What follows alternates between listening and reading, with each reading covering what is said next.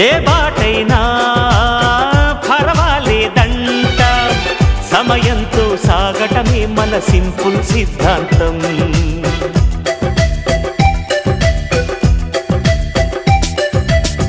చిరుగాలికి పరిమళమిచ్చే సిరిమల్లెల వనమై ఉందాం, గగనాన్ని నేలను కలిపే హరివిల్లుల వంతెన అవుదాం.